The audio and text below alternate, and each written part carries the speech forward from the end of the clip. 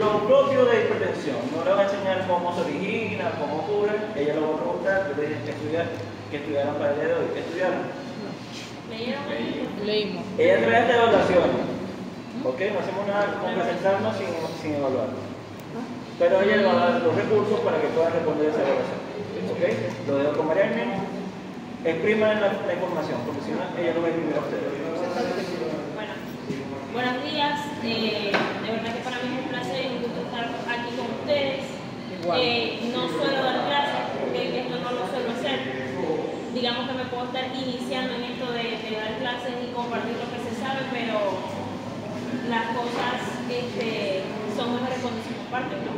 Y más que todo el conocimiento, porque son la generación de relevo y es importante que ustedes sepan, en este caso, el día de hoy, lo que nos compete, que es lo que ustedes deben saber sobre hipertensión arterial. Y al igual que ustedes, yo también me formé como paramédico, ¿ok? Soy paramédico, soy socorrista, además de eso hice el curso de bomberos universitarios en su momento.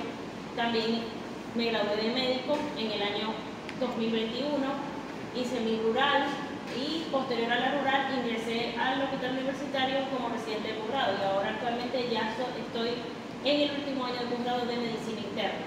¿Okay? Pero a entera disposición, no se sienten que hay como una barrera. Si ustedes necesitan preguntar algo a lo largo de la exposición, que de verdad es bastante corta, porque les traje los recursos que ustedes necesitan como paramédicos, porque así como ustedes, yo también pasé por ahí y me daban 1 millón de información gigante que a la hora de atenderla en una casa o de hacer lo propio en la hospitalaria, ya no sabía qué hacer, porque uno va a llegar a una casa y sí, te tienes que saber la sintomatología de la hipertensión, pero tienes que saber qué vas a hacer con ese paciente cuando a ti te llaman y esté en crisis hipertensiva. ¿Qué voy a hacer? Y eso es lo que le vamos a enseñar a ustedes hoy. Lo que ustedes necesitan saber sobre el manejo prehospitalario de la hipertensión arterial. Okay. ¿Leyeron un poquito sobre lo que es la hipertensión? Así, en una sola palabra. La hipertensión. ¿Qué es la hipertensión? ¿Quién me dice? Una sola palabra. Elevación. Es una enfermedad que además de eso es crónica. ¿Qué más? Que causa Por elevación. Porque existen diversos factores de riesgo, ¿verdad? Entonces, cuando yo digo que es una enfermedad crónica, quiere decir que no se va a curar. Es decir, que cualquier paciente que yo tenga hipertenso, si yo lo tengo normotenso, no significa que se curó, porque es una enfermedad crónica. Comienza hoy, se diagnostica hoy y va con el individuo hasta que él fallezca. Así yo lo controlo. Entonces, una enfermedad crónica, no nos complicamos, no quiero, voy a aprender metal. Les quiero decir hoy, hay millones de guías de hipertensión arterial. Hace 2 días, ya esta presentación estaba lista por si acaso, hace 2 días, apenas la AJA acaba de sacar la nueva guía de hipertensión arterial del año 2025. Esto que yo les voy a mostrar hoy es basado en la SC, que es la guía europea. ¿Okay? Ustedes se casan con la guía que ustedes quieran. La europea, la americana, la que ustedes quieran. Pero esta se basa en la europea, ¿okay? Que está bastante apegada a nuestras cifras, a lo que nosotros hacemos aquí. Pero tienen que saber que hace 2 días salió una guía donde las cifras son diferentes. No es que van a salir de aquí a decir, la doctora dio una cifra y hay otras. No, es que ya están, pero salió hace 2 días. ¿Okay? Y no es la que vamos a utilizar. Esta es la SC, que es la guía europea. Bueno, los objetivos que vamos a perseguir con esta exposición es que ustedes conozcan la definición de hipertensión arterial y presión arterial elevada, identificar las diferencias entre emergencia hipertensiva y urgencia hipertensiva, ¿sí? Esquematizar los fármacos utilizados en una emergencia y una urgencia hipertensiva, detallar los síntomas y signos de la elevación de la presión arterial y relacionar los conocimientos con ejercicios prácticos en situaciones clínicas, ¿ok? La hipertensión, como ustedes lo dijeron, es una enfermedad crónica y es un factor de riesgo cardiovascular modificable. ¿Por qué se dice que es modificable? Porque, si bien es cierto, el compañero que está aquí dijo ahorita que existían diversos factores de riesgo que hacían que se desarrollara, que fuera obeso, que fuera sedentario, que consumiera tabaco, es un factor de riesgo modificable. ¿Por qué? Porque a pesar de que es una enfermedad crónica, si yo hago cambios en el estilo de vida de ese paciente, que es el primer eslabón del tratamiento, puede que el paciente controle su hipertensión. Se curó, no, pero la va a controlar. Y yo le voy a controlar ese factor de riesgo. ¿Por qué? Porque la hipertensión lo va a predisponer a millones de enfermedades, infarto, ACV, y de ahí cualquier complicación que tenga la hipertensión, que ustedes también las van a ver en su momento porque son muchísimas. Afecta desde la cabeza hasta la punta del dedo. Entonces, Por eso este es un factor de riesgo modificable. Su intervención reduce la morbilidad y la mortalidad. ¿Por qué? Porque el porcentaje de pacientes hipertensos, sobre todo en Venezuela, que ya se los voy a compartir, es muchísimo. Entonces imagínense que mientras más temprano nosotros diagnostiquemos, más temprano hacemos prevención y la tasa de mortalidad de estos pacientes y de morbilidad disminuye. Porque acuérdense que lo primero que ustedes tienen que hacer, así estén en prehospitalaria, es la prevención. La prevención, si usted le enseña a cualquier persona que esté en su casa lo que usted sabe, usted es un agente de cambio. Porque usted le está enseñando hoy, mira, tú eres hipertenso, tienes que hacer ejercicio, así sea 150 minutos de ejercicios semanales, tienes que hacer dieta, tienes que tener una dieta más balanceada. Ya usted está haciendo un cambio y no le está dando ningún medicamento, ¿ok? El 90% de los pacientes tienen hipertensión esencial o primaria. La mayoría de los pacientes que ustedes van a ver, la mayoría de los pacientes a los que ustedes van a acudir, son pacientes que tienen hipertensión arterial asociada a estos factores de riesgo, es decir, a que son obesos, a que consumen tabaco, a que son sedentarios, y el 10% corresponderá a hipertensión secundaria. ¿Cuándo pensamos en hipertensión secundaria? Pacientes jóvenes, ¿okay? Pacientes 25 años, pacientes menores de 40 años, menores de 35 años. Yo tengo que pensar en presión arterial, en hipertensión secundaria, causas secundarias, ¿sí? Que luego se les voy a mencionar. Y bueno, se dice que hay un subdiagnóstico de hipertensión secundaria precisamente porque no es lo más frecuente. Entonces muchas veces nosotros vemos a un paciente de 25 años y decimos, ay no, le vamos a tomar la presión porque es que él tiene 25 años, que va a tener la presión elevada, y a lo mejor tiene la presión elevada. Entonces son pacientes que se van solapando porque yo decido no tomarle la presión arterial y va pasando, y esas causas secundarias, entre las que se pueden mencionar el hiperaldosteronismo secundario, el feocromocitoma, los pacientes que tienen apnea obstructiva del sueño, se van pasando porque no lo pensamos, precisamente porque son personas jóvenes. Y el riesgo cardiovascular aumenta de forma consistente con la elevación de la presión arterial. Eso simplemente quiere decir que mientras más hipertenso esté el paciente, más riesgo tiene de desarrollar ACV, más riesgo tiene de desarrollar infarto, más riesgo tiene de desarrollar neuropatía del nervio aquí, del nervio óptico, hipertensión, de la afectación del nervio óptico por hipertensión. En cuanto a la epidemiología, la hipertensión arterial sistólica alta es el principal factor de mortalidad en el mundo y afecta a 1 de cada 3 adultos. Imagínense, es extremadamente alto. Se presenta asintomática, que es lo más, lo que yo diría que más rescato. ¿Okay? Todos los pacientes, ustedes en prehospitalaria, la mayoría de los pacientes muchas veces ustedes los van a atender porque se accidentaron y en ese momento le van a tomar la presión por otra causa, porque está perdiendo sangre, porque necesito saber los signos vitales. Pero tienen que tener en mente que la mayoría de los pacientes hipertensos que ustedes a lo mejor van a atender en sus casas porque los llamaron, porque tenían cefalea, son pacientes que a lo mejor no tienen ningún síntoma y están extremadamente hipertensos, ¿sí? Y es muy importante eso. Y que durante las últimas 3 décadas el número de adultos entre los 30 y 79 años que viven con hipertensión se ha duplicado hasta alcanzar 1.300.000.000. ¿Okay? Si los países lograran ampliar la cobertura, podrían evitarse 76 millones de muertes entre 2023 y 2050. Esto es lo que les estoy diciendo. Si nosotros realmente hiciéramos cultura de prevención en estos pacientes, lamentablemente en este país es bastante complicado, pues muchos factores que no dependen de nosotros para hacer esa cultura de prevención. Imagínense la cantidad de personas que por lo menos diagnosticaríamos tempranamente la hipertensión. En Venezuela, según el proyecto Hipertensión para el año 2023, el 100% de los pacientes que tenían hipertensión, de ese 100% solamente 72% lo sabían. 52% solamente estaban tratados, e imagínense que solamente el 33% estaban controlados. Es escasísimo. 33% prácticamente es nada al lado de ese 100%. O sea, 33% solamente de personas que se tratan de hipertensión. Imagínense la cantidad, y lo pueden ver en los hospitales, de personas llegando con ACV, de personas llegando con infarto, precisamente porque no controlan su hipertensión. Y llegan con cifras tensionales elevadísimas, o la hipertensión silenciosa, que la han escuchado, no, tiene hipertensión silenciosa. No, señor, silenciosa no, siempre ha sido hipertenso. Lo que pasa es que no hay cultura de prevención. Ok, vamos a aprender unos conceptos básicos aquí. Los veo que algunos están anotando, si no se preocupen, yo les puedo hacer llegar la presentación. Presión arterial elevada es aquella que se ubica cuando la presión arterial sistólica está entre 120 y 139 y la diastólica entre 70 a 89. No es hipertensión arterial, es presión arterial elevada. Cuando defino o diagnostico hipertensión, cuando la presión arterial sistólica está mayor o igual a 140 y la diastólica mayor o igual a 90. ¿Cuál es la diferencia que puedo tener en ambos brazos? Hasta 10 milímetros de mercurio. Le tomo el uno, ajá. Dime. Es cierto que cuando uno le van a tomar la presión, arterial, se la toman en los dos brazos y donde te dé la más alta, esa es tu presión arterial. No hay diferencia, la verdad.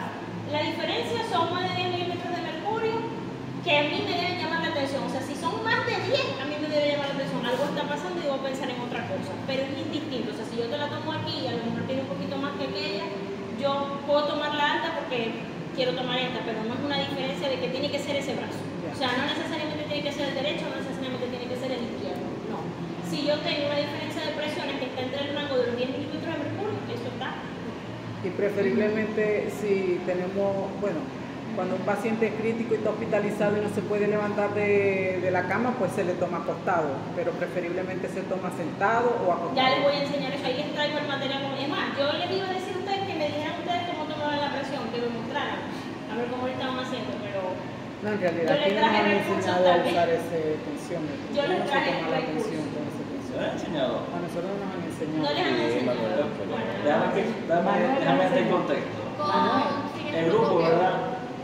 Usualmente tiene un solo instructor. Okay. Yo entré a mitad de la formación y no me Manuel tocó esa nos parte enseñó a de usar ese seguridad. tensiómetro. Claro. Ok, bueno, Sí. pero es No, sencillo, bueno, vamos a seguro que aprender. yo no vine a la clase. No lo explico así muy... Lo que pasa es que lo explico por Bueno, encima. ahorita cuando Ahorita vean la practicamos. técnica lo vamos a practicar. Ajá, hay diferentes definiciones dentro de lo que es hipertensión. A ustedes lo que les va a importar es saber que el paciente está hipertenso o que por lo menos podría tener diagnóstico de hipertensión. Quiere decir que si yo le tomo aquí la presión al compañero y tiene 140/90, yo digo que es hipertenso. No, porque así no se diagnostica la hipertensión. Ya yo les voy a decir cómo se diagnostica, pero me tiene que prender a mí las alarmas. Tiene 140/90, debería tener menos. Eso es lo que ustedes tienen que meterse en la cabeza. 140/90 tiene que tener menos. Yo tengo que ver qué hago con él, cómo hago para diagnosticarlo, ya yo les voy a explicar. Pero dentro del espectro de hipertensión existen muchos conceptos que se los traigo para que los conozcan, ¿ok? Ya te voy a atender. La hipertensión postural u ortostática, que es la disminución de más de 20 milímetros de mercurio de la presión arterial sistólica o más de 10 milímetros de mercurio de la diastólica después de 1 a 3 minutos de pararse o luego de 5 minutos de una posición sentada o acostada. ¿Cómo se come esto? Sencillo. Yo acuesto al paciente, le tomo la presión y después que lo siento, veo, le vuelvo a tomar la presión y veo que la sistólica me bajó más de 20 milímetros de mercurio de lo que me dio. Yo debo decir, ese paciente tiene hipotensión postural o ortostática. ¿En qué contexto lo podrían ver ustedes? En un paciente que está politraumatizado. Me tiene que hacer pensar a mí que este paciente puede estar sangrando por cualquier lado. ¿Por qué? Porque tiene cambio postural. Por eso se los traigo, para que lo conozcan. O sea, dependiendo de la posición, la presión arterial puede Varía, Varía. puede subir o bajar. Si tú acuestas al paciente, le tomas la presión y la nota tiene 120/80 y después viniste y lo sentaste y el paciente de 120/80 te pasó a 110/60, ahí hay un cambio postural. ¿Okay? Y tú tienes que pensar que el paciente tiene que estar por lo menos perdiendo sangre, a menos que el paciente tenga otro contexto. ¿Okay? ¿Qué me vas a preguntar? ¿Algo de la presión? Las personas con hipertensión arterial, sus cifras normales son esas. No, las normales, ya yo te voy a contar cómo es lo de las normales. Solamente estamos hablando ahorita de definiciones de cifras. Ya yo te voy Pero a decir. estarían en ese rango, me imagino. Más o menos en ese rango. ¿Qué pasa con los pacientes hipertensos? Todo es muy variable porque eso es muy individualizado de acuerdo a cada paciente, ¿sí? De acuerdo a la edad, de acuerdo a los antecedentes que tenga, de acuerdo a lo que yo necesite en el paciente, yo voy a poner como mi rango de presión. Como que, bueno, él es hipertenso, yo le puedo permitir presiones arteriales de hasta 150/80 y no me voy a preocupar. Pero eso depende de cada paciente. ¿Okay? Yo lo único que quiero ahorita es que tengan presente que mayor o igual a 140/90, ya me tiene que prender a mí las alarmas. Este paciente probablemente sea hipertenso y no lo sepa. ¿Okay? Ya, Pero no lo diagnostico con una toma. Ojo con eso, no se diagnostica con una toma. Y ahí es donde podemos decir que es una hipertensión asintomática porque no presenta ningún síntoma de dolor de cabeza o algo así. Exactamente. Ajá, dale. Otro término que les traigo es la hipertensión de bata blanca. ¿Okay? La hipertensión de bata blanca es aquel paciente que cuando está en su casa la presión arterial es menor a 140/90, es decir, se mantiene menor a 135/85 en su casa, pero cuando el paciente consulta, cuando el paciente ve al médico, cuando el paciente ve al paramédico, cuando el paciente ve el ámbito de salud, el paciente eleva la presión arterial. ¿Existe? Claro que existe. Claro que existe la hipertensión de bata blanca y es completamente esperable en la mayoría de los pacientes. Por eso es que yo le digo que no se puede diagnosticar con la primera toma. Porque si ese paciente tiene hipertensión de bata blanca y es primera vez que me ve a mí, y yo le digo, no, está hipertenso, tiene más de 140/90, ya ese es hipertenso. ¿Y si es una hipertensión de bata blanca? Entonces, hay que considerar. A mi prima le pasó, pero cuando iba a donar, ella se puso, ella no, o sea, no había sido diagnosticada ni nada y sus niveles siempre que se los tomaban estaban. Y cuando fue a donar se puso nerviosa y la tensión se le puso. Se le pasa mucho a las personas cuando lo van a operar. Pero hay formas de que nos demos cuenta de esos pacientes y cómo los vamos a diagnosticar. La hipertensión enmascarada es al revés. Es el paciente que va a la consulta y tiene la presión completamente normal. Si tiene 120/80 está tranquilo y en su casa hace presiones arteriales más de 135/85. Más de 140/90. Son pacientes que se llaman pacientes con hipertensión enmascarada. ¿Por qué? Porque el médico no lo ve. Le llegan al médico y con el médico no están hipertensos, pero en su casa están hipertensos.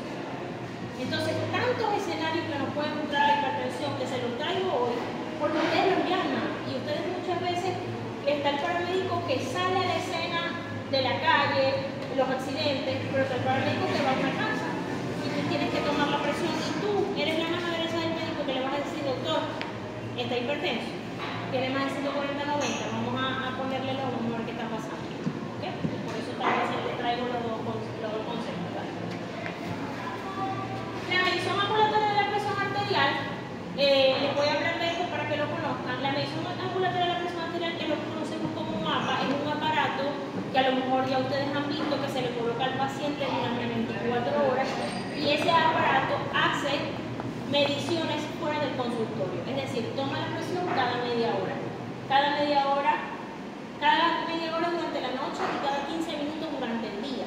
Hace por lo menos un mínimo de 27 mediciones, y le permite saber al médico si el paciente en realidad es hipertenso o no, porque si yo le pongo un aparato y él está en su casa o haciendo sus actividades habituales, ahí me permite saber si el paciente está elevando la presión en la noche, si está elevando la presión en el día, qué pasó con él.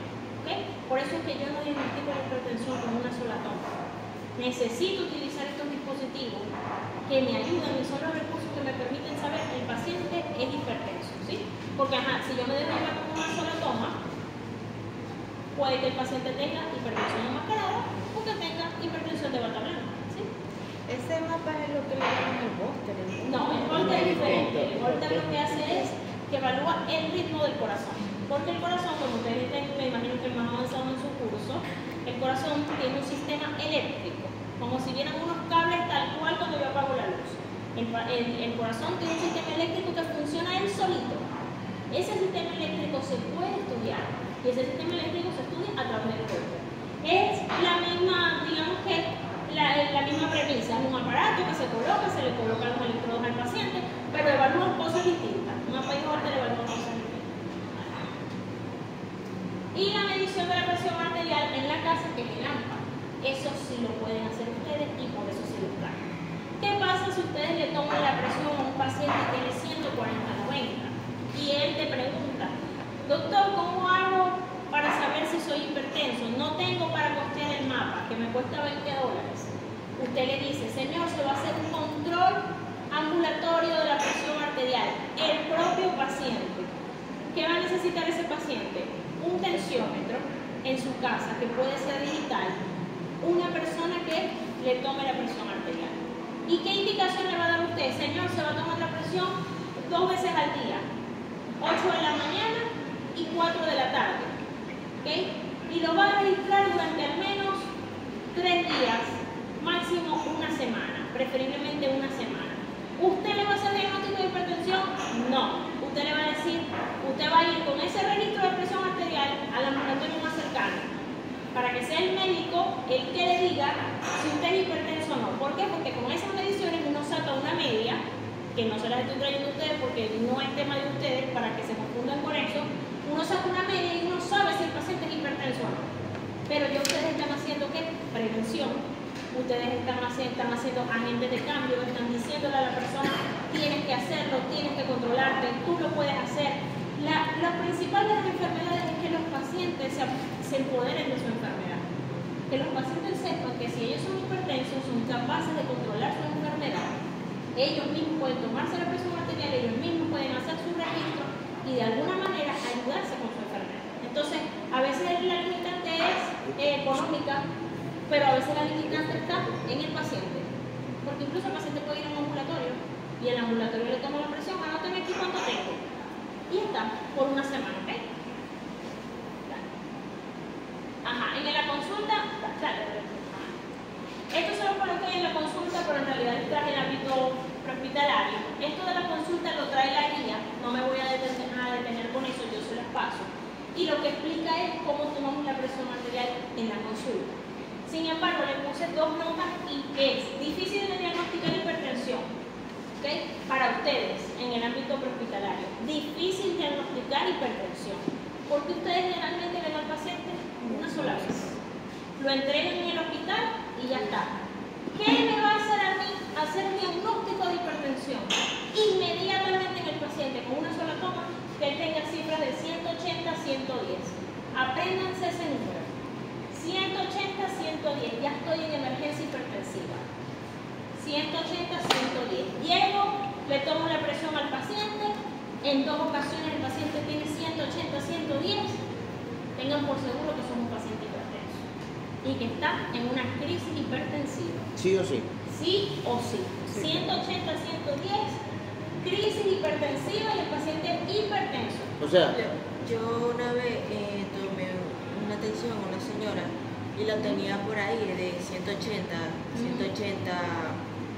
por ahí, y dijo que eso era normal. No, eso no es normal. Lo que pasa es que los están pacientes, acostumbrados. Lo que pasa es que están acostumbrados, como te digo, están acostumbrados, no conocen de su enfermedad, piensan que no son hipertensos. Dígame los pacientes que te llegan que te dicen, no, yo nunca he sido hipertenso, yo tomo candesartán, pero yo jamás he sido hipertenso. O la hipertensión mía es emocional, a mí nada más se me sube cuando me da una emoción. Eso no existe. Y en dado caso, por decirle que tiene la presión arterial mal, te dicen que ese dispositivo no existe. Pero ustedes tú. y en dado caso que ellos, por ejemplo, en mi caso, mi mamá es hipertensa y no tengamos cómo llevarla, ¿qué podemos hacer nosotros? Eso también se lo voy a enseñar ahorita. Entonces, 180, 110, ese paciente está en crisis hipertensiva. Tengo que tratarla. ¿Qué pasa, por ejemplo, si el paciente está en 160, 100? Eso está por encima de 140, 90 y está bastante elevado. ¿Tengo que tratarlo necesariamente? No tengo que tratarlo necesariamente. ¿Qué tengo que hacer? Buscar diagnosticar al paciente. Si tiene 160, 100, ¿qué orientación le voy a dar al paciente? Señor, tiene que hacerse un mapa. No tengo plata, no tengo manera. Hágase un control de presión arterial. Vaya para su ambulatorio más cercano, se toma la presión 8 de la mañana y 4 de la tarde. O si usted tiene tensiómetro, tómesela a las 8, tómesela a las 4, la nota por una semana y vaya al médico. Ustedes no son los que la van a diagnosticar. ¿Qué sí van a diagnosticar ustedes? La crisis hipertensiva, la emergencia hipertensiva. Eso es lo que ustedes van a diagnosticar. Es lo que les interesa hoy. Lo demás lo están aprendiendo porque es necesario que lo sepan. Pero en el ámbito prehospitalario, la emergencia hipertensiva es responsabilidad de ustedes hasta que lleguen al hospital. ¿Okay? En la casa, lo que les estaba explicando, ofrecerle al paciente la posibilidad de que él se pueda empoderar de su enfermedad y tomarse la presión arterial en la casa. No, yo se la conseguí elevada, fui a hacer una atención domiciliaria y en la atención domiciliaria me consigo que la señora tiene 140-90 y tenemos la duda, usted le da la orientación. Señora, ¿tiene tensiómetro? Sí, venga acá, le voy a enseñar cómo se toma la presión. Póngase así el brazalete, siéntese, ponga las piernas, crúcela, repose por 5 minutos, tome la presión, anote. Señora, y en una semana usted va con esa cifra a un ambulatorio que le van a colaborar. ¿Okay? Ajá. Esta es la forma correcta de tomar la presión arterial. No como muchas veces, y no son ustedes, pero he visto paramédicos que el paciente parado, el brazo así, el brazalete por aquí. La presión arterial depende obviamente de los ámbitos, ¿no? Porque si ustedes están en un choque que tienen que salir de ahí, no sé qué, usted agarra a su paciente y se la toma como puede y arranca. Pero si usted va a hacer una atención domiciliaria, estos son los pasos que debería seguir. Uno, usted le dice al paciente, señor, no me vaya a conversar, ¿ok? No me vaya a estar hablando, quédese tranquilito ahí. Apoyar el bracito en el que yo voy a tomar la presión arterial que esté descansando, ¿ok? Colocar el manguito, el brazalete del tensiómetro, no sé si tienen un tensiómetro por ahí, pero no puede estar cubriendo la ropa, es decir, que el brazalete me tiene que cubrir a mí y él directamente, es lo que me tiene que cubrir, ¿ok? Usar el tamaño del manguito adecuado. Hay pacientes, sobre todo pasa con los obesos. Los obesos es un problema, porque el brazalete es pequeño y cuando el brazalete se empieza a llenar, se abre. Si usted ve que el paciente es obeso y ese brazalete se le va a abrir, es preferible que usted le diga, señor, no tengo que tomarle la presión. A que usted le vaya a decir que sí le va a tomar la presión y esa presión va a salir inadecuada, porque el señor tiene el brazo gordo. Ahora lo vamos a practicar, pero aquí tienen ustedes el brazalete. Este es el brazalete estándar, es un brazalete de adulto, vienen brazaletes pediátricos, vienen brazaletes neonatales, pequeñitos, de todos los tamaños, de manera. Simplemente ustedes lo abren y esto anatómicamente va con la disposición arterial del brazo. ¿Okay? Y como les explicaba, no debe estar cubierto por ropa. ¿Okay? Si yo se lo pongo al paciente, no es que le voy a poner aquí, que agarro la ropa dentro de lo que es el brazalete, porque todo eso me influye en la toma de presión arterial. ¿Okay? Hay que decirle al paciente que tiene que tener los pies apoyados, que tiene que descruzar las piernas. La mayoría de los pacientes pareciera que se ponen ansiosos y lo primero es cruza las piernas. Todo eso produce tensión y hace que la presión se pueda elevar. ¿Por qué hace presión ahí? Usted le va a preguntar, señor, ¿orinó? No, no he orinado, tengo ganas de orinar, vaya a orinar. Porque todo eso, que la vejiga esté llena, que las piernas estén cruzadas, estresa al paciente y hace que la presión pueda salir elevada. Otra cosa, pacientes que fuman. Señor, usted acaba de fumar, espere por lo menos 5 a 10 minutos y no fume más hasta que se le tome la presión arterial. Y apoyar la espalda. ¿Okay? El paciente debe estar más o menos, esta es la posición ideal para tomar la presión arterial. Ahora entonces la vamos a practicar que ustedes tienen su duda. ¿Y cuando están acostados no te da la presión arterial también? No, cuando esto es si tú lo vas a tener sentado. Si es un paciente que está acostado, tú lo haces acostado. Y el paciente que está acostado tiene otras comorbilidades que efectivamente no te van a influir, o sea, en la toma. Estoy hablando cuando tú vas a hacer una atención domiciliaria de un paciente que está normal, entre comillas. Tú quieres que me tome la presión, bueno, siéntese señora, descruce las piernas, ya orinó, ok, perfecto, bueno, descanse 5 minutos, vamos a tomar esta. Aquí les estoy compartiendo la nueva clasificación de la hipertensión arterial, la guía del 2024. Como les acabo de decir, hace 2 días, salió la guía de la AJA. Esta es la Sociedad Europea. La AJA es la americana. Ustedes pueden guiarse por la que ustedes quieran, pero la americana es más estricta. Fíjense que incluso la americana ya con 130-80 dice que el paciente es hipertenso. Y ya cataloga al paciente con 140-90 y estadio 2 de hipertensión. La SC es un poquito más conservadora en esa parte y solamente cataloga al paciente con hipertensión mayor a 140-90. Antes de 140-90, es decir, superior a 130-80, yo voy pensando que el paciente tiene presión arterial elevada, pero no le diagnostico hipertensión. ¿Funciona esta guía? Perfectamente. ¿Se pueden guiar por esta? Perfectamente. Nadie les puede decir, no, que tú estás desactualizado, que tú no sabes, para nada. Uno se casa con la guía que a uno mejor le funciona. ¿Okay? Y bueno, se las comparto ahí, después se las paso, se las hago llegar, ahí está todo, solo para que lo lean. Dale. Esto es un algoritmo derivado de la presión arterial, lo que les decía, si el paciente no tiene presión arterial elevada, que en este caso que esté en 120-70, un paciente que si es mayor de 40 años, yo le digo, señor, tiene que controlarse ya la presión dentro de 1 año. Si es menor de 40 años, simplemente dentro de 3 años. Esto se lo digo porque a veces ustedes también van a jornadas, a centros comerciales, a lugares que simplemente están haciendo lo que nosotros llamamos paramédico 24, que es una guardia de prevención. Se supone que no voy a tener personas enfermas, se supone que estoy ahí por si pasa algo, pero la gente siempre va a buscar comunicación de su parte. Porque una de las cosas que tiene el personal de salud es que la gente cree que no tiene todas las respuestas a las preguntas de ella. Y no le pueden ver una crucecita, no le pueden ver una cosita de que usted trabaja en el hospital porque todo te lo van a preguntar. Entonces, bueno, señor, le salió bien su presión. ¿Cuándo me la vuelvo a controlar, doctora? No, dentro de un año.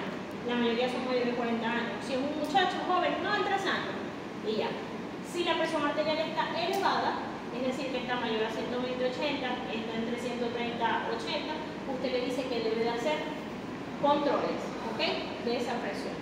Y ya para esta parte de aquí, lo que les decía, si el paciente tiene 160/100, si el paciente todavía no está en emergencia hipertensiva, pero está muy elevada, 160/100, más de 160, yo tengo que pensar y decirle a ese paciente, mira, en menos de un mes, yo tengo que diagnosticar tu hipertensión. Tengo que saber si tú eres hipertensión. ¿Y qué le puedo ofrecer al paciente? O el mapa, si él tiene los recursos económicos, o el AMPA, lo que les he explicado. Señor, se toma la presión 2 veces al día, 8 de la mañana, 4 de la tarde, lo registra y lo lleva a un ambulatorio o a su centro más cercano. Siempre hay manera de diagnosticar la hipertensión, ¿ok? Y a menos que el paciente esté en una emergencia hipertensiva. 180/110. Ahí van a actuar ustedes. La mayoría de los pacientes que ustedes atiendan en la casa, que lo llaman, porque yo soy hipertenso y yo sé que tengo la presión elevada, van a tener más de 180/110. Ok. Vamos entonces ahora con esta parte, que digamos que es la más importante, de verdad. Me gustaría que presten especial atención aquí, que se despierten los que están dormidos. ¿Por qué? Porque esto es lo más importante para ustedes. Esto es lo que usted va a atender en la ambulancia, esto es lo que usted va a atender en la casa cuando lo llamen. Si usted trabaja en cualquier empresa de ambulancia, le aseguro que una de las cosas que no va a hacer es tomar la presión. Entonces, usted llega a una casa, le llaman, porque el señor tiene cefalea, mucho dolor de cabeza, tiene las orejas rojas, él está seguro que tiene la presión elevada, porque él se conoce. Así te dicen los pacientes, yo me conozco, ya yo sé, yo tengo la presión alta porque tengo las orejas rojas, mira doctor, y es que no aguanto el dolor de cabeza. Les voy a sacar hoy un mito que todo el mundo tiene. No, es que imagínate, tengo la tensión alta porque me duele la cabeza. No hay nada más falso que eso. Miren, una cosa que les voy a decir. El dolor de cabeza sube la tensión, no al revés. No es que la tensión alta da dolor de cabeza. No, señor. Yo tengo que controlar ese dolor. ¿Te duele la cabeza? Yo te controlo el dolor. Y te aseguro que controlando el dolor, la presión va a bajar. Pero que la gente lo vea al revés. La gente dice, no, tengo que tener la presión, pero elevadísima porque me duele la cabeza. Porque esa es la creencia de la gente. Eso tienen que irlo cambiando ustedes. Ustedes lo saben en el hospital todos los días. Me llegan, no doctora, tengo la presión alta porque es que no aguanto la cabeza. Tómate algo para el dolor de cabeza, para que digas, a ver, te va a bajar. No, vamos a decir que no es que le va a llegar al suelo, no le va a bajar. Entonces hay esa creencia. ¿Me iba a decir algo? Ay, disculpe, ¿es cierto que el dolor causa Presión arterial. Que los negritos les cuesta más bajar la presión que a los blanquitos y eso. No, porque... No, ella dice que O sea, si el que dolor si el da- dolor- Cualquier El dolor. dolor, entendí el color. Porque si los ejemplo. negritos les cuesta más bajar la presión que a los blanquitos. Cualquier dolor. Sí, el dolor, sí. Ajá, el dolor, no. O sea, ¿qué pasa con el dolor? El dolor es un factor estresor. Si yo tengo dolor de cualquier tipo, eso va a ser un factor estresor para mí y me puede elevar la presión. Y acuérdense que el dolor es subjetivo. A mí José me puede estar sentado y me puede decir que me duele la rodilla, imagínate, que me duele. ¿Cómo sé yo si le duele mucho, si le duele poquito, si de verdad le duele, si no le duele? Miren, ese es el peor síntoma que puede tener un paciente. Porque un paciente te dice que tiene dolor y tú le tienes que creer. Porque no es como el paciente que te llega y te dice estoy vomitando y uno ve el vómito. Estoy convulsionando y uno ve la convulsión. Pero el paciente que te llega, tengo dolor. Y uno le pone y le pone y le pone. Y es un síntoma subjetivo. Entonces, ese síntoma, como es tan subjetivo, influye de manera diferente en cada persona. Hay personas que pueden tener mucho dolor de cabeza y su presión arterial está normal. Y hay personas que con un poquitico de dolor de cabeza ya tienen la presión elevadísima. Entonces, yo tengo que manejar el dolor de cualquier tipo. ¿Sí? Ahora bien, llego, tiene 180, 110. Lo voy a catalogar como una emergencia hipertensiva. Miren, el término crisis, aunque está escrito allí, yo se los traje así porque eso va a seguir existiendo, pero ya no se utiliza. Que yo utilizo emergencia hipertensiva y eso de crisis hipertensiva ya no se utiliza. ¿Lo van a seguir utilizando? Sí. ¿Está mal empleado? Teóricamente no, porque por mucho tiempo se utilizó. Es como ver el término ACV. Todo el mundo, una gente dice ACV, otra gente dice ictus, es lo mismo, pero yo le estoy trayendo lo actual. En la actualidad, el término crisis ya no se utiliza, sino emergencia hipertensiva. ¿Ok? Pero usted lo puede llamar y decir, tengo un paciente con crisis hipertensiva, y usted sabe. Ahora bien, ¿qué síntomas van a tener esa crisis hipertensiva? Esa emergencia, cefalea, alteraciones de la visión, dolor torácico, disnea, mareo y otros déficits neurológicos. Cualquiera de estos síntomas que están aquí, cualquiera de estos, me tiene que hacer a mí prender las alarmas. Eso es un paciente que no se queda en su casa. Ojo con eso, no se queda en su casa, porque hay pacientes con crisis hipertensiva que ustedes lo pueden dejar en su casa y tratar en su casa. ¿Qué paciente yo no voy a dejar en la casa? Cefalea que no me muere con nada. Pacientes que tienen presión elevada y me dicen no veo bien, me quedé ciego de pronto. Pacientes que te dicen tengo dolor en el pecho. Pacientes que te dicen me cuesta respirar, estoy mareado, o que yo lo veo y no mueve una parte del cuerpo, no me habla. Ese paciente sale de su casa, ese paciente no se queda en casa, ¿ok? Ajá. En función de lo que les decía, de que ya no existe el término de crisis, existen ahora tres términos, que son la hipertensión aguda grave, la emergencia hipertensiva y la hipertensión maligna. La hipertensión aguda grave es lo que antes se conocía como urgencia hipertensiva. Es decir, aquel paciente que tenía la presión arterial elevada pero que no tenía algún síntoma de alarma. Es decir, que no tenía cefalea, que no tenía visión borrosa, que no tenía un déficit neurológico, que no tenía dolor en el pecho, que no tenía disnea. Y decimos que es una urgencia hipertensiva. Porque no se está comprometiendo ningún órgano blanco. ¿Cuáles son los órganos blancos? El cerebro, el corazón, el pulmón, el riñón. Esos son los órganos blancos. Esos son los órganos blancos. Si esos órganos no se afectaban, yo decía que el paciente estaba en urgencia hipertensiva. Ese término cambió y ahora lo llamamos hipertensión aguda grave.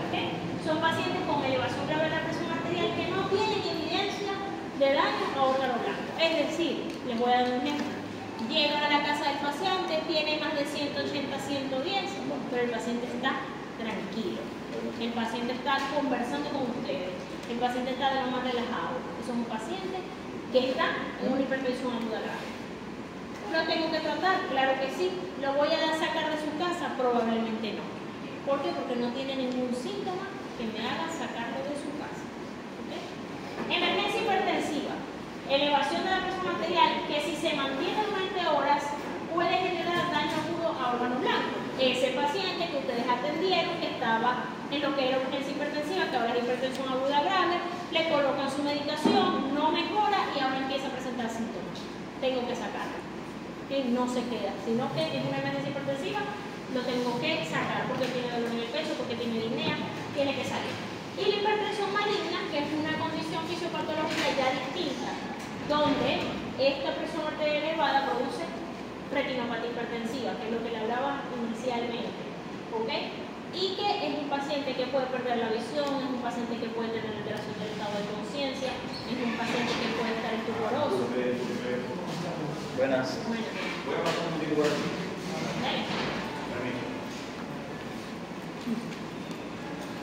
Es un paciente que puede estar estuporoso, ¿ok? Ya yo estoy hablando ahí de una hipertensión que es maligna. Aquí nuevamente lo que les decía, pero se lo traje directamente de la guía, hipertensión aguda grave, que es lo que les decía, elevación de más de 180, 120, sin evidencia de daño a órgano blanco. Llego, tiene más de 180, 110, está tranquilo, está conversando conmigo, no pasa nada. Tengo que bajar la presión, la tengo que bajar, pero tengo que sacarlo de su casa, no, porque no tiene ningún síntoma que me esté diciendo tengo que salir con él. Hipertensión, ahí dice aceleradamente maligna, pero es la misma emergencia hipertensiva, ¿ok? Que es cuando el paciente tiene ya alteraciones clínicas que me hacen a mí hacer que tenga que salir de su casa, que tenga una emergencia, que tenga dolor torácico, que tenga disnea, ¿ok? que tenga disminución de la agudeza visual, y la emergencia hipertensiva común. Ajá, el tratamiento, establecer órganos afectados y si requiere alguna intervención específica, además de la reducción de la presión arterial. Es decir, usted llegó a la casa del paciente, habló con él, lo examinó, todo eso, tiene más de 180, 110, pero está tranquilo. Usted le hace el reporte al médico. Doctor, tengo un paciente masculino, tantos años de edad, es hipertenso conocido o no es hipertenso conocido, está con tales signos vitales, no tiene dolor en el pecho, no tiene disnea, no tiene ninguna alteración neurológica, me está hablando, me está entendiendo todo. El médico necesita saber eso. Y los ojos del médico en esa casa son ustedes, porque el médico no va a ir hasta allá. El médico probablemente se va a comunicar con ustedes por teléfono o por radio. Entonces ustedes tienen que tener muy claros los signos de alarma de un paciente que tenga la presión arterial en cifras de emergencia hipertensiva, que son mayor a 180, 110. Determinar si existe una causa desencadenante del aumento de la presión arterial u otra condición de salud. Es decir, que el paciente tú llegues y una vez te diga, no, que tengo dolor en el pecho. Desde hace 12 horas tengo dolor en el pecho. Usted tiene que pensar en un infarto. Está hipertenso, tiene dolor en el pecho, yo tengo que sacarlo. Porque esa causa no la voy a resolver en su casa. El momento recomendado y la magnitud de la reducción de la presión arterial para una reducción segura. Cuando yo reduzco la presión arterial, eso es importante, yo no lo voy a hacer hiperagudamente, es decir, no es que yo lo voy a llevar de 180 a 110 y lo voy a poner una vez en 120-80, porque lo puedo virar hacia el otro lado. ¿Y qué le puedo causar al paciente? Hasta un ACV le puede dar. ¿Por qué? Porque disminuye agudamente el flujo sanguíneo cerebral. Yo tengo que bajar solamente el 25% de esa presión arterial. Y eso también lo tienen que saber, porque incluso a veces uno llega aquí a la clínica y el paciente llega con 180, 110 y quieren que se vaya con 120, 80. Y eso es un error. Si yo tengo un paciente con 180, 110 y yo logro que él llegue a presión arterial de 150, 100, yo ahí me estaciono, yo ahí me quedo, porque yo no necesito bajarla hiperactivamente, porque le puedo causar un daño. Y eso va a ir bajando progresivamente. Yo necesito bajar solo el 25%. Y bueno, el tratamiento oral o inhibidores de la ECA, la beta bloqueante, que supongo que no leyeron, porque ajá, me dijeron que habían medio leído, pero... Ya, un momentico. Victoria, ¿qué son los ECA? Los ECA son las enzimas convertidoras de angiotensina. Okay. Como captopril también pueden ser efectivos. Yo les voy a hablar ahorita de un medicamento que es el que se utiliza para la crisis hipertensiva. Es lo que está escrito, es lo que yo debo hacer. Pero acuérdense que ahorita estamos en un medio y en un contexto social en el que nosotros no tenemos la disponibilidad de todos los medicamentos y no por eso yo voy a dejar de hacer. Pero tengo que conocer cuál es el deber ser. Porque si usted se va de aquí, para Chile, para Panamá, para Colombia, para donde usted quiera, por Uruguay, en Chile, en Colombia, en Uruguay, en Panamá, se hace el deber ser. Usted aquí en Venezuela resuelve, muchas veces no hace lo que se tiene que hacer porque usted utiliza los recursos que usted tiene. Pero usted tiene que conocer qué va a hacer, porque cuando usted llega a Chile, no va a salir a decir, hey, búscame un captopril que tiene una crisis hipertensiva. Usted tiene que saber qué es lo que se utiliza. ¿Okay? Dale. Dale. Aquí yo les traigo un cuadrito. Estos son los fármacos que se utilizan en la emergencia hipertensiva, incluso en el hospital. Voy a dejar que me pase. Dale. Ya se va. Ya se va.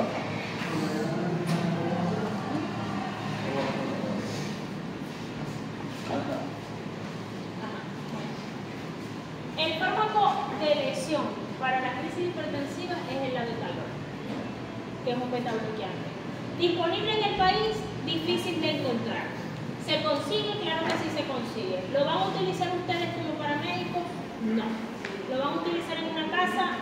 No. Pero tienen que conocerlo. Porque cuando ustedes pregunten cuál es el fármaco de elección para la crisis hipertensiva, eso está escrito, que es el labetalol. Está escrito que es así. El labetalol es el que se utiliza. Me llega un paciente con crisis hipertensiva en el hospital, yo le pido labetalol. Si lo consigo, ojalá yo se lo pongo. La mayoría del tiempo no lo consigo, pero lo hemos conseguido. Entonces, ustedes tienen que saber que el medicamento de elección para la crisis hipertensiva hospitalaria, vamos a decirlo así, para que no se vayan a ir con la idea de que lo vamos a usar en la casa, es el labetal. Tengo otras opciones para utilizarlas en casa que ya se las voy a mencionar. Otro tipo de medicamentos que también se utilizan en las crisis hipertensivas, hospitalaria también, la nitroglicerina y el nitroprusiato de sodio.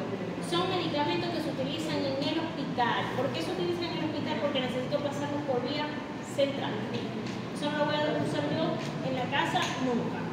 Son un paciente que está en el hospital, está monitorizado, lo estoy vigilando, etc. Pero es un fármaco que ustedes tienen que conocer porque yo imagino que algunos estarán estudiando medicina, otros enfermería o estarán relacionados con el área de la salud. Y es bueno que ustedes lo conozcan.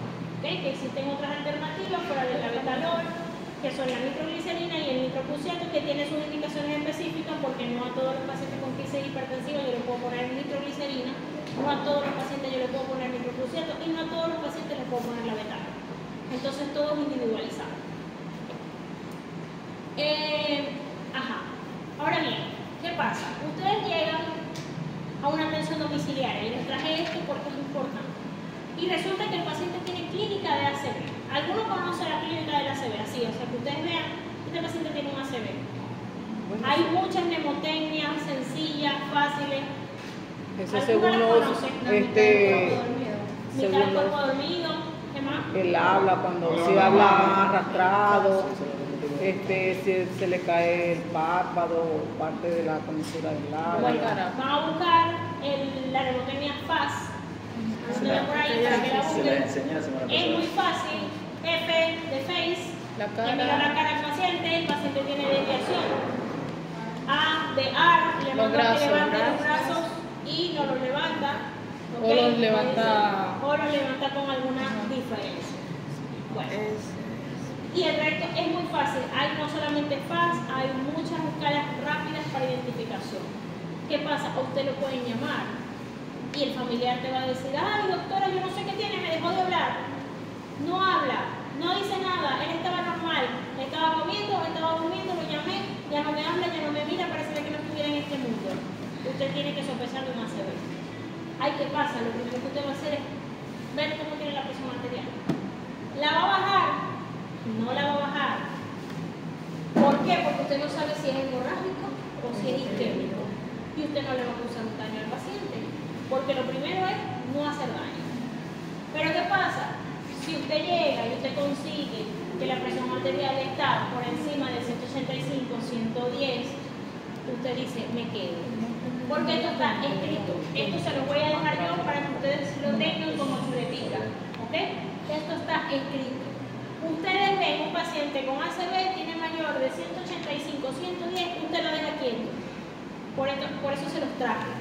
Porque a lo mejor ustedes van a querer, voy a bajarle la presión que tiene más de 180, 110.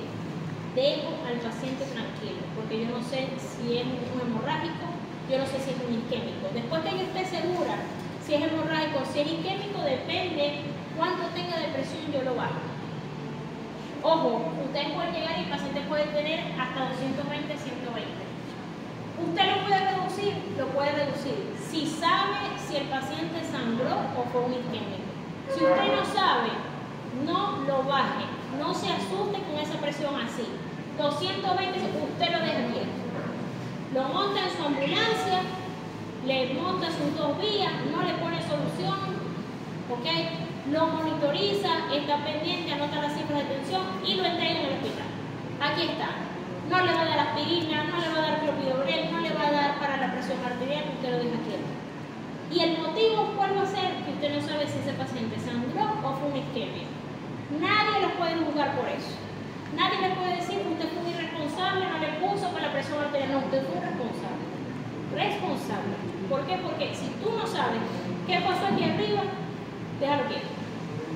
Déjalo quieto, que por tener la presión así arterial elevada, eso tampoco es que le va a perjudicar más.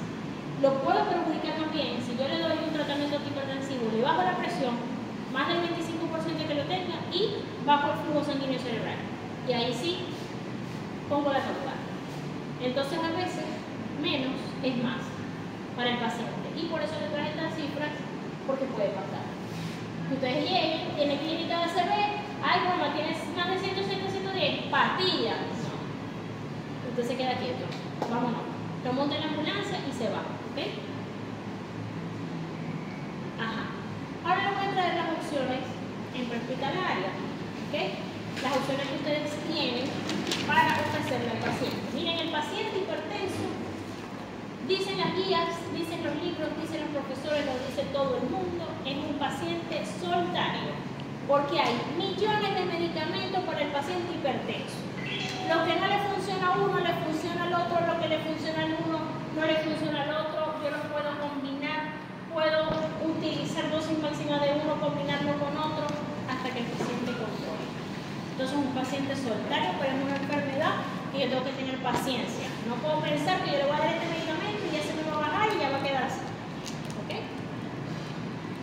¿Cuál es la primera opción? Que ustedes van a tener en la ambulancia, fácil acceso, económico, la mayoría de los pacientes lo tienen, lo conocen, la mayoría de los pacientes te dicen, me pusieron una pastillita debajo de la lengua, se los voy a decir hoy. No tiene que ir debajo de la lengua. La puedo utilizar tanto tomada como debajo de la lengua y el efecto es el mismo. A veces porque el paciente dice no, que si no va debajo de la lengua no me hace, usted se la pone. Pero si usted le dice dos veces es lo mismo. ¿Okay? Es un inhibidor del sistema renina-angiotensina-aldosterona. ¿Okay? Tienen que leerlo.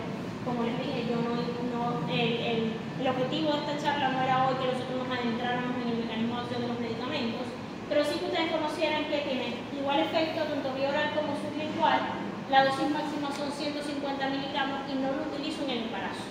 Si tengo una paciente embarazada, no utilizo captopril. Llego al domicilio, el paciente tiene más de 180-110, yo necesito bajarle la presión, yo le puedo iniciar con 50 o con 25, con lo que yo decida. Si le inicio con 50, en 20 minutos a media hora le vuelvo a tomar la presión. Si continúa elevada, yo le puedo dar 50 más. Y media hora después le vuelvo a tomar. Si continúa elevada, le puedo dar 50 más. ¿Hasta cuándo? Hasta 150. Si ya yo le di 150 miligramos al paciente y no bajó, no le dé más captopril. ¿Ok? Porque no va a bajar con eso. ¿Qué otra opción tengo? El Tensomar, la nifedipina o el Tensoprin, que son unas gotitas. Es un bloqueador de los canales de calcio. ¿Ok? Y vienen tanto en gotas como en tabletas. La dosis máxima es 120 miligramos y yo la puedo utilizar en embarazadas con seguridad. ¿Okay? Si la paciente está embarazada, yo lo puedo utilizar. ¿Cuál es el efecto inverso que puede causar en los pacientes que a veces ellos mismos te lo dicen? No, doctora, no me vaya a poner nifedipina, no me vaya a poner Adalat, porque me da cefalea y edema. Pero eso es un efecto inverso molestoso, pero no peligroso. No es peligroso para el paciente. Usted le explica, sí, te va a dar un poquito de dolor de cabeza, sí, se te va a echar un poquito los pies, pero después vas a estar bien. ¿Ok? Entonces es molestoso, pero no peligroso para el paciente. ¿Cómo lo voy a utilizar? Resulta que utilicé el captopril, ya no me funcionó, listo. Paso con la nifedipina, le voy dando o 10 goticas o una tableta. Si lo tengo en tableta, una tableta. Si no lo tengo en tableta, 10 goticas. En media hora le vuelvo a tomar y voy viendo cómo va progresando la presión arterial. Normalmente muchas veces ustedes no van a ver cómo progresa la bajada de la presión, porque usted llega, le toma la presión en casa, le da las goticas o la pastilla y lo va llevando en la ambulancia.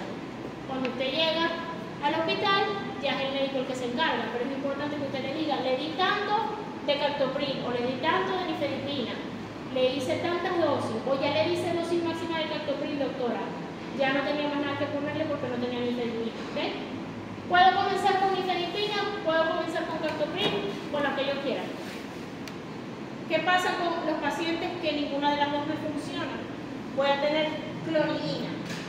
La clonidina se ha descrito que se utiliza en las ambulancias y en el ámbito hospitalario.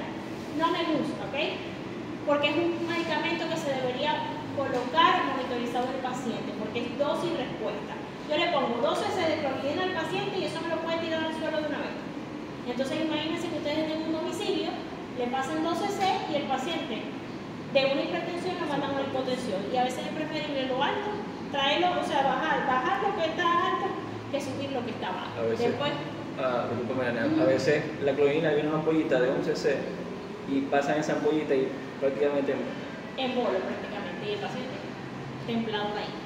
Entonces a veces es más fácil bajar lo que está alto que subir lo que está bajo. Porque después que yo lo tenga hipotenso, a correr, porque no tengo mucho que hacer. Entonces, actúa sobre el sistema nervioso central, actúa directamente en el sistema nervioso central, lo puedo utilizar en el embarazo, vienen tabletas y vienen ampollas, ¿okay? Y es dosis respuesta. Generalmente se prepara la ampolla en una jeringa de 10 cc y le coloco 2 cc, dosis respuesta. Le coloco 2 cc, a los 10 minutos tomo la presión, si no ha bajado lo que yo quiero, 2 cc y así voy. Por eso es que le digo, normalmente no lo vamos a utilizar en prehospitalaria porque debería tener el paciente monitorizado. O sea, el medicamento es fuerte de principio. Ahora bien, ¿qué se les ocurre a ustedes si pasa de que ustedes se pasaron de dosis? Le dieron mucha dosis al paciente y ahora lo tienen hipotenso. ¿Qué pueden hacer? Medidas no farmacológicas. Medidas no farmacológicas para subir la presión. Si estamos en el domicilio. Sí. Fácil, sencillo. ¿Qué podemos hacer? Yo lo acostaría y le levantaría los pies. Ajá, buena opción. ¿Qué más? También Sal se le puede dar debajo de la un poquito lengua, de agua de opción. sal. Si tenemos suero que usan suero pedialite, también se le puede dar. Solución fisiológica. Entonces, eso es lo que yo necesito que ustedes tengan aquí. No se bloqueen. No se bloqueen. Acuérdense de una cosa. Lo que usted genere, usted lo resuelve. Lo que usted genere, usted lo resuelve. Si usted llegó y tenía la presión arterial elevada y usted se pasó de dosis o le bajó muy rápido la presión, usted resuelve eso. Porque usted no va a llegar al hospital a decir, aquí te lo traigo, hipotenso, y te lo tiro así. Usted puede llegar al hospital y decir, doctora, yo le puse la medicación y hice una hipotensión, se le bajó demasiado, pero ya lo resolví. Le subí la pierna, lo puse entre el lengua, le puse salvador la lengua, le monté una solución al chorro, le monté otra solución al chorro, algo. Porque usted tiene la capacidad de resolver lo que usted causó hasta que llegue al hospital. ¿Okay? Y ese es su objetivo. ¿Okay? Y antes de terminar, me gustaría, si alguno de ustedes tiene alguna pregunta, alguna duda con lo que hemos hablado, alguna duda del tratamiento, ¿okay? Me lo van a saber. Ya esta es prácticamente la última parte. Yo les hice, esto no lo trae la guía, este apartado lo hice yo para ustedes directamente, que ustedes lo tuvieran para consulta rápida, ¿sí? Cuando ustedes lo quisieran ya consultar, que estén en un domicilio o algo así. Entonces, ¿alguna pregunta en relación a este tratamiento, a lo que hacer con el paciente? Disculpa, no sé, yo he visto, he leído que para bajar la hipertensión está contraindicada la nifedipina. No sé. Para bajar la presión. Sí. ¿Pero contraindicada por qué? Claro. O sea, no recuerdo bien, pero algo así fue que leí. El por qué sí no lo recuerdo, pero que estaba contraindicado. O sea, no estaba... Bueno, quizá hay un malentendido en lo que leíste, porque la nifedipina es un medicamento que forma parte de los antihipertensivos, un bloqueador de los canales de calcio, muy bueno, ¿okay? Que prácticamente es tolerado en la mayoría de los pacientes y que muchísimas veces cuando no me funciona el IECA, fuera la que son las primeras opciones que yo tengo, yo paso a la nifedipina. Las contraindicaciones de la nifedipina son escasísimas. Prácticamente los pacientes, por ejemplo, que tengan sangrado cerebral, en la que yo debería evitarlo, pacientes que ya tengan antecedentes de que toman nifedipina y les da mucho edema, yo no se los coloco, ¿ok? Pero que hay una contraindicación que no se debe utilizar para bajar la presión, no está escrito. Lo que sí está escrito, y es lo que les quiero decir hoy, es que en las guías ustedes van a conseguir que la crisis hipertensiva se trata con la betalol y con medicamentos, pero hay un apartado chiquitico en la guía que te dice que si tú no tienes ese recurso inicial, no hay problema con que tú utilices estos fármacos. No hay problema, tú lo puedes utilizar. Nadie te va a decir que por qué le pusiste esto y no le pusiste la betalol. ¿Okay? Porque tú puedes iniciar con estos medicamentos sin problema. Acuérdense que ustedes son atención primaria. ¿Okay? Yo creo que te contesto la pregunta porque, sí, claro. Porque no hay una contraindicación, la verdad. ¿Otra pregunta? ¿No? Ahí dice que no se le puede administrar a la embarazada. Pero si se le indica ese medicamento, pregunta. Lo que pasa es que cuando yo me refiero a dosis respuesta es que si tienes 180, 110 y tú le pones 2 cc y de los 180 a 110 el paciente baja a 170, 100, ¿ok? tú ves, bueno, tiene 170, 100, voy a esperar media hora más antes de ponerle un poquito más. Y yo espero, y resulta que espero, y en media hora más ya el paciente tiene 160, 100. Me quedo ahí.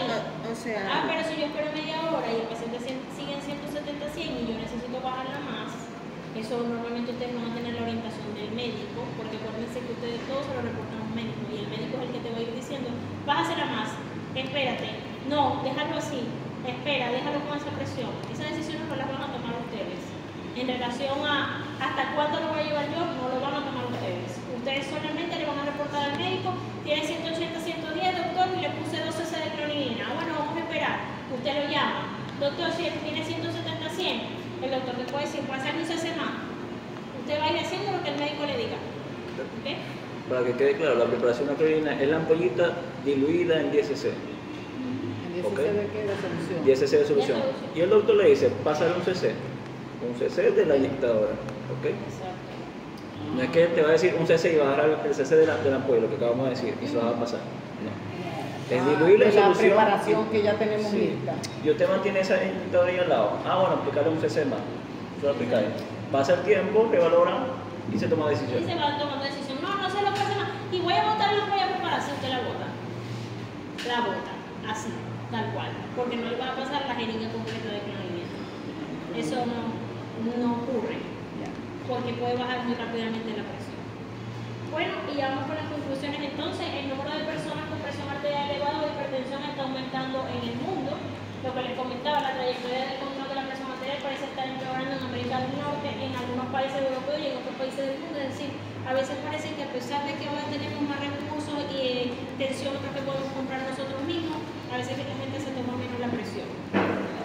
Los fármacos para reducir la presión arterial pueden reducir el riesgo de enfermedad cerebrovascular y por ello se introduce una nueva categoría de presión arterial denominada presión arterial elevada. Es decir, si yo necesito disminuir el riesgo cardiovascular de ese paciente, yo debería saber que si tiene una presión arterial elevada, si está más de 130-80, yo le doy ya la estrategia de prevención. Tiene que hacerse su control de presión arterial, tiene que mejorar el estilo de vida, tiene que hacer ejercicio, tiene que hacer dieta, ¿ok?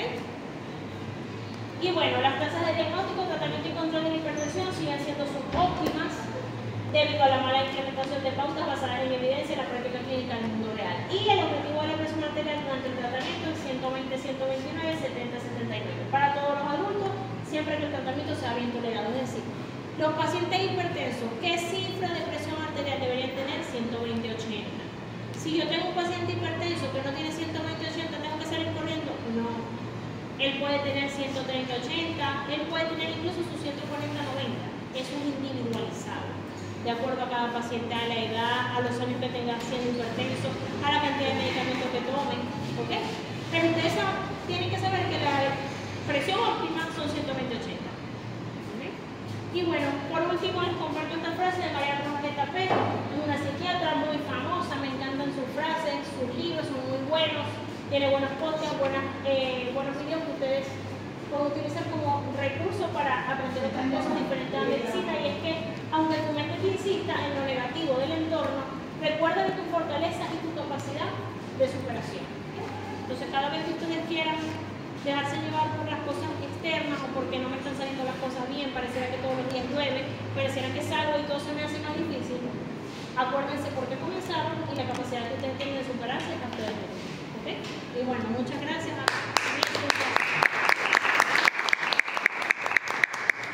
Gracias a usted por la discusión. Bueno, alguna